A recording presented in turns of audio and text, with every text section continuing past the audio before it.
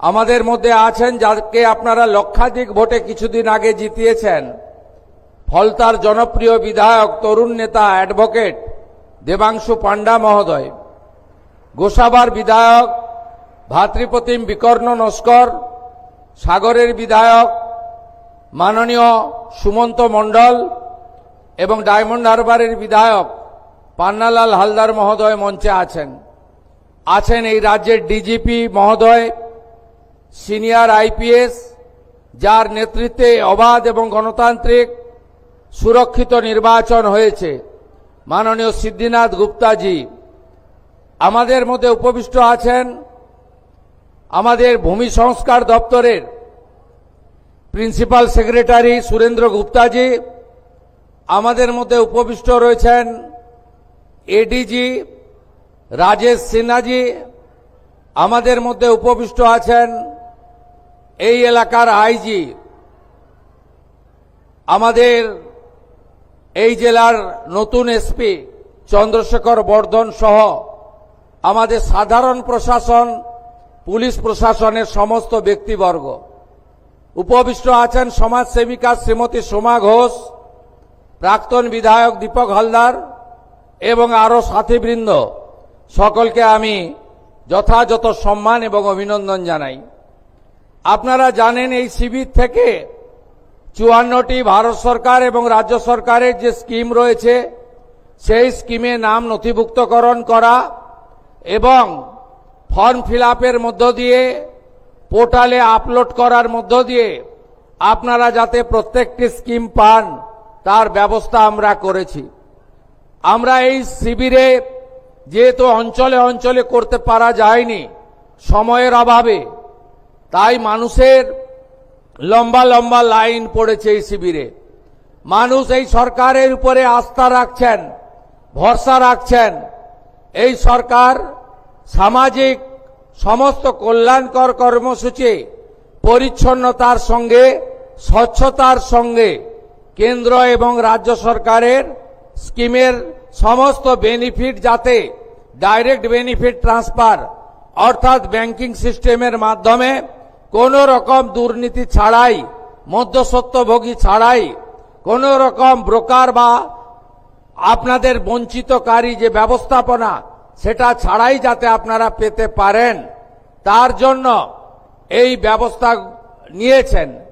সেই কারণে আমরা এত মানুষের তাদের আশা প্রত্যাশা দীর্ঘ লাইন আমরা আগামীকাল 18 তারিখ পর্যন্ত গোটা রাজ্যে এই শিবির চালাবো এই নির্দেশিকা দিয়েছি।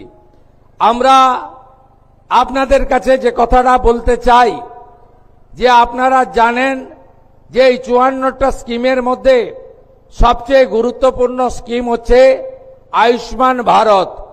যে আয়ুষ্মান ভারতে পোর্টালে নাম নথিভুক্ত করলে আপনি ভারতবর্ষের যে কোনো জায়গায় সরকারি এবং বেসরকারি হসপিটালে 5 লক্ষ টাকা পর্যন্ত চিকিৎসা ফ্রি পাবেন। এই রাজ্যে 1,43,00,000 পরিবার, 6.5 কোটি মানুষ এই আয়ুষ্মান ভারতের প্রকল্পের সুযোগ আপনারা পাবেন, যার 60% অর্থ মোদীজির নেতৃত্বে ভারত সরকার দেবে, 40% অর্থ পশ্চিমবঙ্গ সরকার এর সঙ্গে যুক্ত করবে। দ্বিতীয় কর্মসূচি আপনাদের কাছে আমি বলবো, প্রান্তিক মানুষরা, গ্রামে থাকা মানুষরা, স্বল্প রোজগার যারা করেন তারা প্রধানমন্ত্রী সূর্য ঘর প্রকল্পে সোলার আলোর জন্য ব্যবস্থা নিন। 100 ইউনিটের জন্য 30,000 টাকা, 200 ইউনিটের জন্য 60,000 টাকা, 300 ইউনিটের জন্য 78,000 টাকা প্রধানমন্ত্রী সূর্য ঘরে আপনারা সাবসিডি বা ভর্তুকি পাবেন।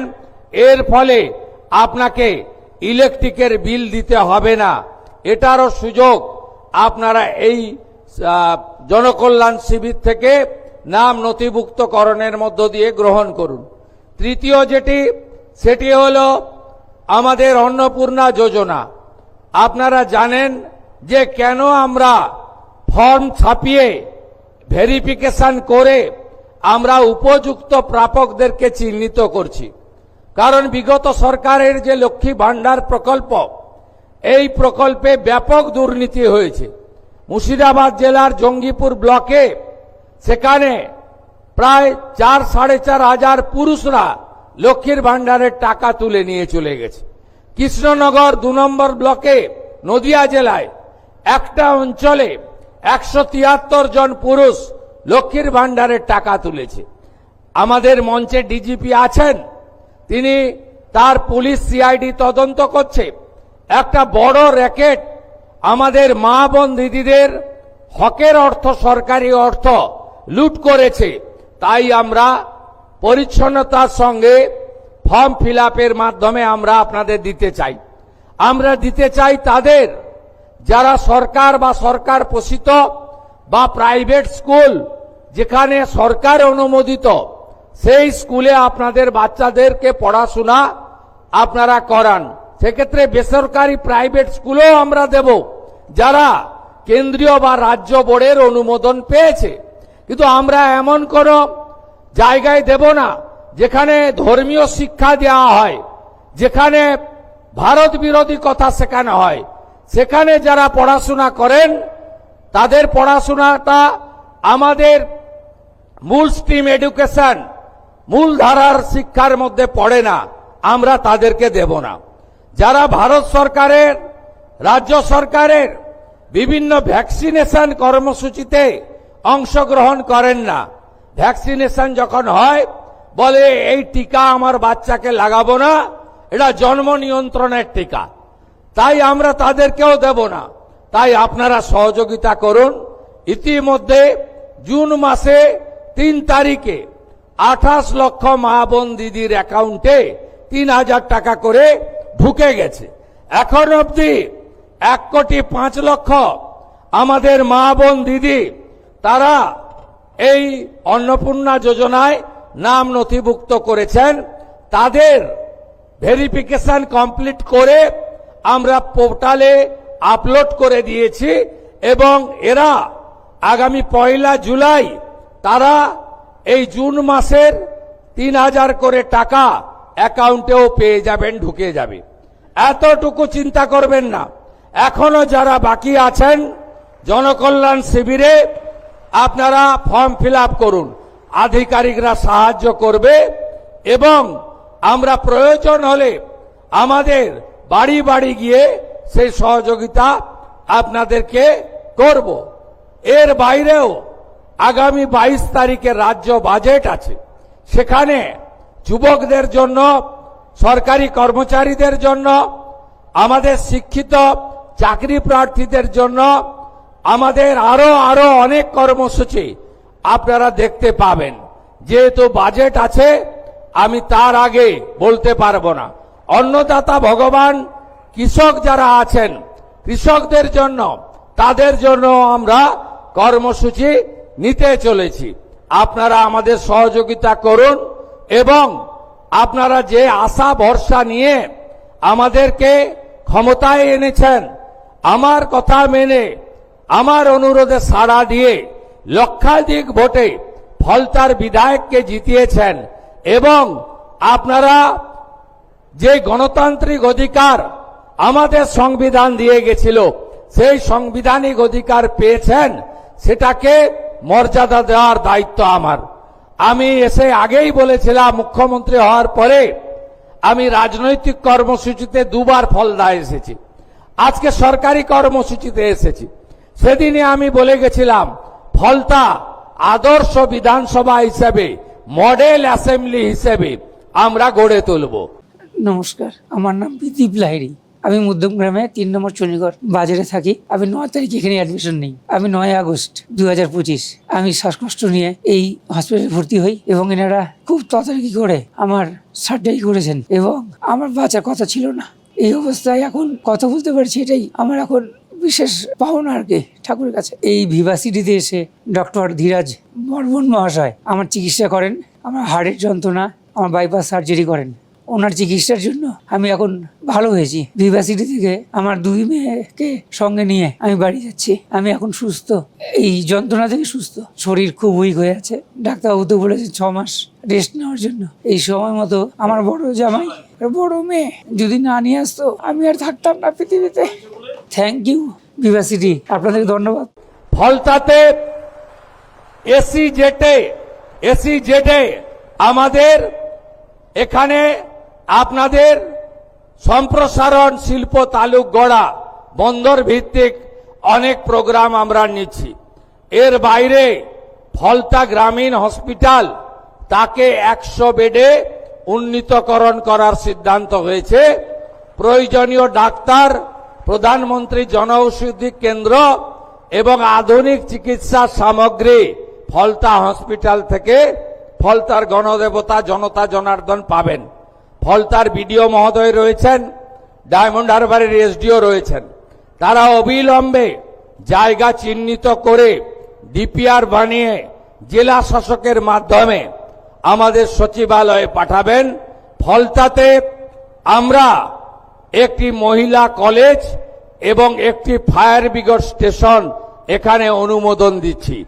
এর বাইরেও আমরা ফলতা থানাকে শক্তিশালী করা এবং ফলতা থানায় মহিলাদের জন্য আলাদা হেল্প ডেস্ক তৈরি করে এখানে আরো মহিলা অফিসারদেরকে আমরা নিয়োগ করব এবং পরিষ্কারভাবে বলে যাই, আইন হাতে তুলে নেবেন না।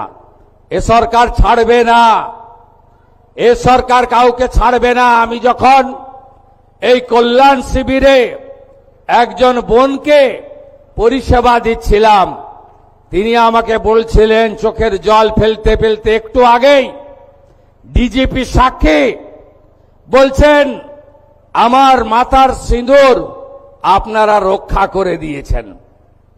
এই যে কথা স্বাধীন দেশে আমাদের শুনে কষ্ট হয়।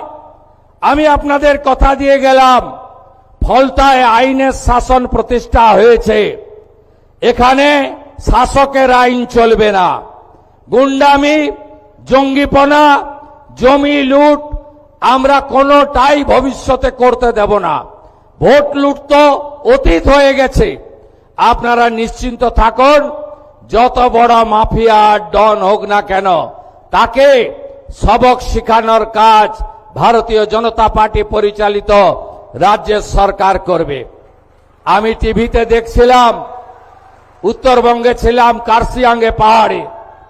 এখানে কিছু লোক একজন মাফিয়া স্ত্রীর নেতৃত্বে পুলিশ এবং প্যারামিলিটারিকে আক্রমণ করতে গেছিল। আমি এখানে এসপি সাহেব আছেন, আমি বলে গেলাম ভিডিওতে যতগুলোকে ছবিতে দেখা গেছে কেউ যেন বাড়িতে না থাকে। তাদেরকে আইনের আওতায় আনতে হবে এবং ভারতীয় ন্যায় সংহিতার অন্তর্গত রাষ্ট্রবিরোধী কার্যকলাপের যে ধারা আছে, আমি পুলিশ মন্ত্রী হিসেবে আপনাকে নির্দেশ দিচ্ছি, সেই ধারাতে এমন শিক্ষা দিন যাতে কোনোদিন কোন পুলিশ সরকারি কর্মচারী, প্যারামিলিটারি যারা এসেছেন আমাদের সাহায্য করতে, তাদেরকে কেউ আক্রমণ করার সাহস না রাখে। আপনারা শুনলে খুশি হবেন, শুধু জেলের ভাত খাওয়ানো নয়, যারা হামলা করেছে তাদের সম্পত্তি বাজেয়াপ্ত করে সেই সম্পত্তিকে নিলামে চড়ানোর কাজও আপনাদের ডবল ইঞ্জিন সরকার করবে। আইনের শাসন প্রতিষ্ঠা করাই আমাদের লক্ষ্য। সবাই ভালো থাকবেন।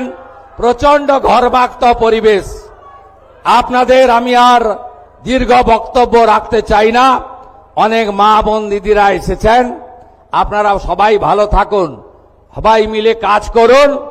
আর ফলতায় অনেক দুর্নীতি হয়েছে। আমি এখানে জেলা শাসককে বলে গেলাম, গত আমফানে ফলতাতে প্রত্যেকটা হাউস ড্যামেজে 20,000 টাকা করে প্রধানমন্ত্রী রিলিফ ফান্ড থেকে দেওয়া হয়েছিল। 20,000 ইউনিট টাকা চুরি হয়েছে, আমি তালিকা পেয়েছি, তারও ব্যবস্থা হবে। আর কিছুদিন আগে বিগত সরকার বাংলার বাড়ি বলে একটা স্কিমে প্রথম কিস্তিতে 8,000 বাড়ি, এখানে বাড়ি হয়নি, সেখানে 60,000 টাকা করে 8,000 ইউনিট টাকা তুলে নিয়ে চলে গেছে। কে তুলে নিয়ে চলে গেছে আপনারা জানেন। তাকে অভিযোগ আছে বিগত দিনে যিনি বিডিও ছিলেন তিনি সহায়তা করেছেন। বিডিওর বিরুদ্ধে যে ব্যবস্থা নেওয়ার আমাদের ভিজিলেন্স নেবে সরকারি। আর ডিএম সাহেবকে আমি বলে গেলাম, এই ক্ষেত্রে প্রত্যেকটি বেনিফিশিয়ারির ফিজিক্যাল ভেরিফিকেশন, অর্থাৎ বাড়ির যে টাকা লুট হয়েছে সেই লুটের টাকা ফেরত করানো এবং তাদের বিরুদ্ধে প্রয়োজনীয় ব্যবস্থা নেওয়ার কাজ এখানকার জেলা প্রশাসন করবে। আমি এটা নজর রাখব। সবাই খুব ভালো থাকবেন, সবাই ভালো থাকবেন। আগামী 20 জুন ডক্টর শ্যামা প্রসাদ মুখার্জি 1947-এ পশ্চিমবঙ্গ দিয়ে গেছিলেন। পশ্চিমবঙ্গ দিবস সর্বত্র পালন করবেন। আর আগামী 21 তারিখ বিশ্ব যোগা দিবস। 181টা দেশ ভারতবর্ষের এই উদ্যোগ গ্রহণ করেছে। বিগত দিনে পশ্চিমবঙ্গে বেসরকারিভাবে হতো, এবারে সরকারিভাবে হচ্ছে। মাননীয় প্রধানমন্ত্রী নরেন্দ্র মোদীজি তিনি নিজে থাকবেন কলকাতাতে যোগা দিবসে। আপনারাও প্রত্যেকটি রাস্তায়, প্রত্যেকটি এলাকায় যোগা দিবস পালন করার মধ্য দিয়ে আমাদের এই যোগকে বাড়িতে বাড়িতে পৌঁছে দেওয়ার কাজ করবেন। এই আবেদন নিবেদন রেখে আপনারা 22 তারিখের বাজেটের পরে দেখবেন আমরা পশ্চিমবঙ্গের এমন কোনো জায়গা নেই, এমন কোনো সম্প্রদায় নেই, এমন কোনো এলাকা নেই যে এলাকায় উন্নয়নের কথা আমরা ভাবিনি। আপনাদের সরকার আপনাদের জন্য কাজ করবে। আর আমি নিজে মুখ্যমন্ত্রী হিসাবে সুন্দরবন উন্নয়ন দপ্তর হাতে রেখেছি। আমার সাথে এমওএস আছেন দীপঙ্কর জানা। আমি কথা দিয়ে গেলাম এই অপরূপ সুন্দর দক্ষিণ 24 পরগনা, অপরূপ সুন্দর সুন্দরবন সহ এই সমস্ত এলাকা, ফলতা থেকে শুরু করে সাগর পর্যন্ত, বাসন্তী কুলপি থেকে শুরু করে রায়দিঘি পর্যন্ত, আমাদের অগ্নিশ্বর নস্কর এখানে আছেন বিধায়ক, ওই এলাকা বিষ্ণুপুর সাতগেছিয়া আমরা সুন্দর করে সাজানোর কাজ করব। এই অঙ্গীকার রেখে আমার কথা শেষ করলাম। জয় হিন্দ, বন্দে মাতরম। নমস্কার এবং অনেক ধন্যবাদ মাননীয় মুখ্যমন্ত্রীকে। আমরা এই সভার আনুষ্ঠানিক পরিসমাপ্তি করব জাতীয় সঙ্গীত দিয়ে। জাতীয় সঙ্গীতের প্রতি সম্মান জানিয়ে সকলে একটু দাঁড়িয়ে উঠুন। Ma, there's this new Bengali matrimonial website, biyebandhan.in. It's safe, verified and just for us. Really? देर न करें, आज ही रजिस्टर करें।